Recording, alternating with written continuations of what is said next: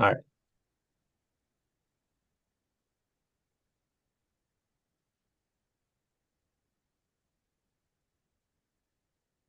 And remember to Yep, record record it. Yep. once we get going. Thanks for joining us, everybody. We'll have Coach here for about 10 to 13 minutes, somewhere in there. Coach will have an opening statement, and then we'll open it up to questions. So if you want to raise your hands, get in queue, go ahead and start going. So I'll go get Coach.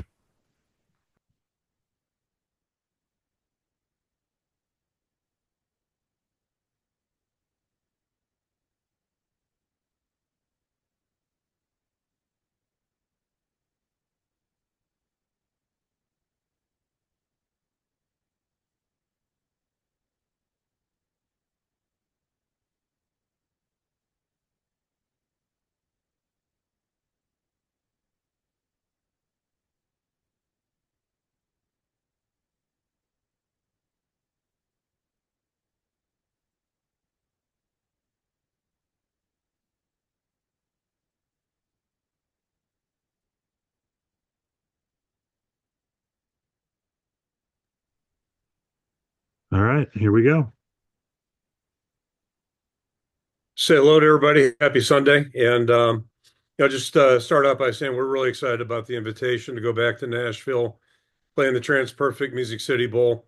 We were there, as you all know, a couple of years ago and had a wonderful experience and, a good football game. So expecting more of the same there.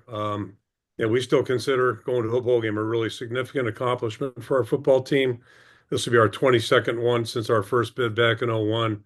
So just really proud of the guys and happy for them, especially to end up in a good venue like this and in a good game against an outstanding opponent. Playing Missouri, had a 9-3 record this year in a really tough conference. So I know they're a good football team. I think I heard that they've won 4 straight bowls, so they know something about bowl success on top of that. So a lot of work to do on them. Certainly got a lot of time to do that right now. But first and foremost, just happy with the way things have panned out and just again, really happy for our team and congratulate them on a really good year. I'll throw it up for questions. All right, Coach. First question will be from Tom Kakert.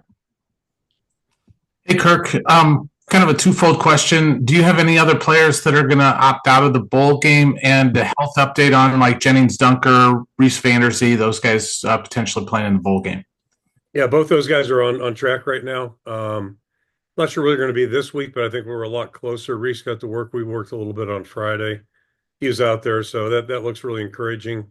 Dunk's probably a couple days away yet, but he's doing really well on a good path, and both those guys are eager to play. Regarding the first part of it, last week what we tried to do is we were all in the office. None of us could go out recruiting. So we spent a lot of time with our players individually and a little bit collectively. And, they got a lot of questions right now just because of the nature of college football, the way it stands. We'll continue those discussions this week, but encourage everybody to just kind of take personal inventory, figure out what they want to do, where they're going, that type of thing. And anything could happen here in the next couple of weeks. But I think our roster is pretty well settled right now. And, hopefully no surprises here next couple of weeks. If there are, we'll let you know. But I think everybody's kind of got an idea of what they're doing, where they're going, and anticipate the team staying together and getting ready for a good ball game. Next question is from John Steppe. Hi, Kirk. I remember you saying that Brendan Sullivan was available but not necessarily mobile against Nebraska. How has he progressed, and do you expect him? Granted, we have a couple weeks here, but I'm assuming you expect him to be 100% for Nashville. I would think so, unless somebody falls on him. So, he's a week better than he was, for the Nebraska game. And he moved around just fine on Friday. This time is really valuable for him. And I say it jokingly, but hopefully nobody steps on him or, does something stupid there. We'll try to keep him out of harm's way.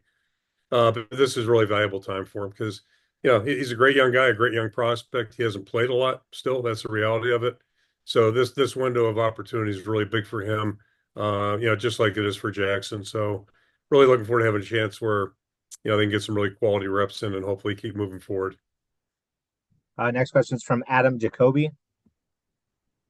Kirk, thank you so much for your time this afternoon. I wanted to ask you about not only the current coach at Missouri, Eli Drinkwitz, who's obviously got a lot of national acclaim, but was a little bit curious as to whether your paths had ever crossed professionally. And then also Barry Odom was just hired by Purdue to be the head coach, had originally been at Mizzou from 16 to 19. And also, so, your thoughts on Barry as well. Appreciate it. Yeah, happy to. I've never met Eli in person, so have that opportunity. Eager for that.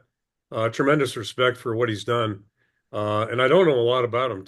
Quite frankly, his background. I know he was at Appy State, an outstanding program, and did a really nice job there. So Missouri certainly did a good job of identifying him, and the job he's done there in short time.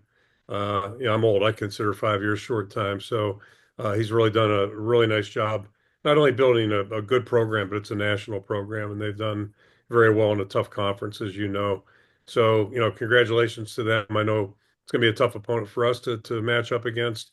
And then going back to Coach Odom, I've never met Barry either, but tremendous respect for him, especially if you look at what he's done here these last couple of years. And I don't mean this in a negative way towards UNLV, but they've gone through several coaches there over the years, and really have never had proven success or continued success there.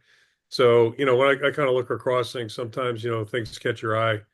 And I've said it to several people this year, the job that they're doing down there is just absolutely amazing. I don't pretend to know what they're doing or how they're doing it, other than I know they're playing really good football. And I also have heard nothing about, I've never met him personally, but heard nothing about, but positive things about him as a person and as a coach. So, not surprised that he's had that kind of success there. Appreciate it. Next question is from Chad Leistico. Hey, good afternoon. Hey, Chad. To follow on John's question, do you anticipate Brendan as your starter, assuming he's healthy? And also, it's just actually a pretty short bowl prep. I mean, if you think about the calendar, you got 3 weeks basically. I know, recruiting and portal stuff is going to take a lot of time. So, what does your bowl prep look like? I guess in these 3 weeks. Yeah, we were grounded last week, so I actually got to it pretty early in the week. And you make a really good point. It is a semi-abbreviated schedule, probably closer to the one we had for the Holiday Bowl in 19 than maybe the other ones. And it's interesting too. One thing kind of gets in the way, those final exams, which nobody talks about in college football anymore, graduation rates, all that stuff. I mean, when's the last time you heard anybody talk about graduation rates or finals? It's probably been a while, but we do have finals week coming up. This is our last week of regular class. Next week will be finals. The interesting sidebar there is, when I talk to kids now, I tell you, if they have 4 finals, that's a lot. 2, 3 is more typical. A lot of them take the final or 2 before the finals week begins. So things have changed in 25 years. But we'll navigate that week. But yeah, it's going to be a little bit more abbreviated. Hopefully we'll still get a chance to work the younger guys. That's one real bonus of the bowl trip. And I think that's, kind of twofold. It's our last game together as a team, so that's awfully important for everybody. But there's also a window there where we get some time with the younger guys maybe, and let the older guys, get on and off the field in a short time, and let the older guys get a little bit, or younger guys get more work. So there's a lot of good things about December, and hopefully we'll be smart in our judgment and get both things accomplished. Tyler Tashman. Well, the quarterback thing, did you say? Oh, I'm sorry. Yeah, we'll let that go. Let it compete, basically. Yeah, we'll let them both practice and see what happens. If I had a guess right now, I'd probably say Brandon will be the starter, but we'll see. We'll let them both work and see how it all goes. All right, now Tyler Tashman. Kirk, excuse me. Hope you're doing well. Just with the next few weeks, obviously the portal, bowl prep. I know you've juggled that before, but how do you prioritize what is important and what you want to accomplish in the next few weeks with obviously so much going on? Yeah, we'll try to make it work. And, I would argue this. I think it's probably, at least as I'm looking at it, ask me in 3 weeks what I think. But in some ways, this is more sane than what we had 3 years or 20 years ago. I think I referenced the other day, I remember getting on the plane for the Capital One Bowl in 2004, and whatever day it would have been, I'd flown in, got on the ground here about 2:30 that morning, the day we were leaving. coming back from a recruiting visit, a home visit. So, we were right in the thick of our actual recruiting, that recruiting class. Now it's a whole different deal. One thing about the portal, I mean, the players have to come to us. We're grounded right now. We can't go anywhere, which makes it a little bit easier. We can get more accomplished if we're all here. Players have to come to us. And then the other sidecar to that whole thing in my mind is that with the portal, we have some ideas of what we're looking at and, maybe some positions we'd like to fortify, but it takes two to tango. So we're gonna have to make, if those players don't that we're interested in don't come to campus, it's time that we're not going to be using. So I'll be better qualified to answer that question maybe at the end of the month. But I think we'll be able to manage both. I think we'll be able to do both. And in a perfect world, if a prospect is coming in, a portal prospect's coming in, I would hope we are practicing so then they can see with their own eyes what the competition is at their position, and instead of hearing stories from coaches, that type of thing, they get to actually see it, plus get a good feel for how we do things. Elliot Clough. Hey, Kirk. A question kind of in the same vein regarding the portal and everything that's going on. Well, more so starting tomorrow. I guess Tyler said at the presser the other day that that's when the avalanche comes. I guess how do things change for you, particularly from maybe this week to next week as that portal window opens? Yeah, I just we'll know what's real. What really is available. I'm guessing every area that you're concerned about or interested in, things will look a little different at those positions than they did a week ago. And then, but the bottom line still is there's got to be mutual interest. And, let's say there's a player we're interested, I doubt we'll be the only people that are interested with them. So you're gonna have to compete for, in that regard. But, it's kind of like anything else, we are what we are. And if it is attractive to a prospect and attractive enough for him to come and take a look and get a better feel for things, and that's good. And if not, we'll move on and find some guys that are interested. So I think we have a good idea where we'd like to fortify our team as a staff. I think we're pretty much on the same page there, but we don't want to reach for people either. So we're not going to fill a spot or fill what we think might be a perceived need just to fill it with somebody we're not excited about. It's got to be something both you feel good about on all ends. And obviously, the prospect has to feel the same way. All right, Coach, two more questions. First is up as Chad.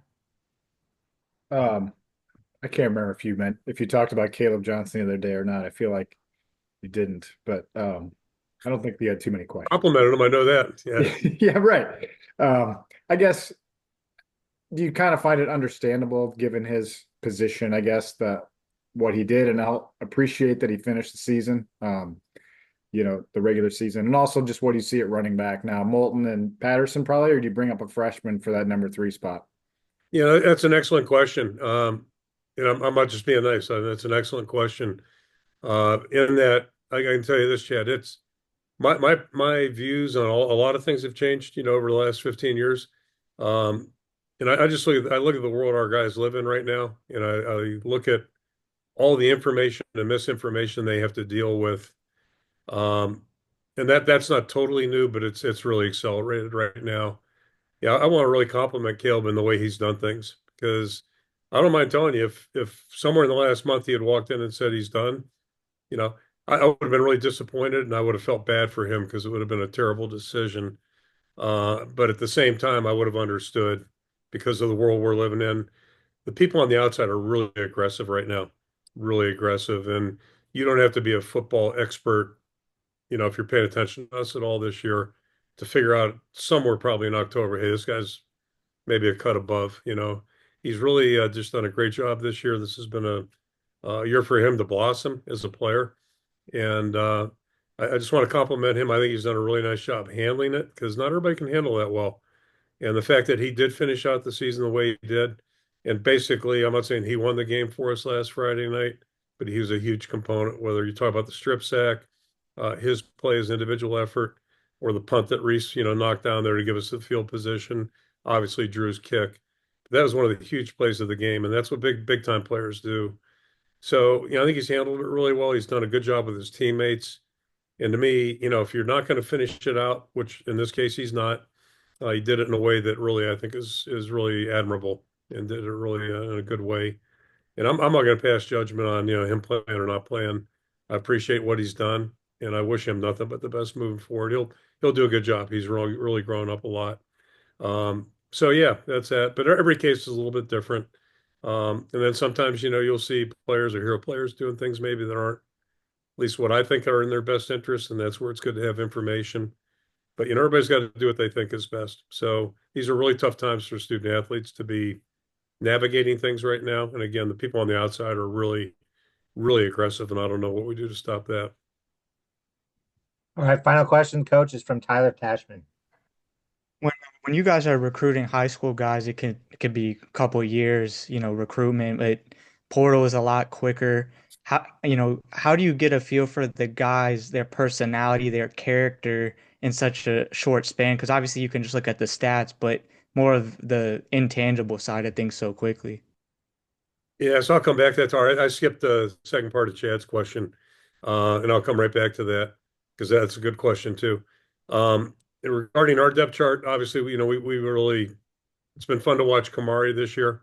I think really grow, and the same thing with Jazz. Both those guys are playing their best football.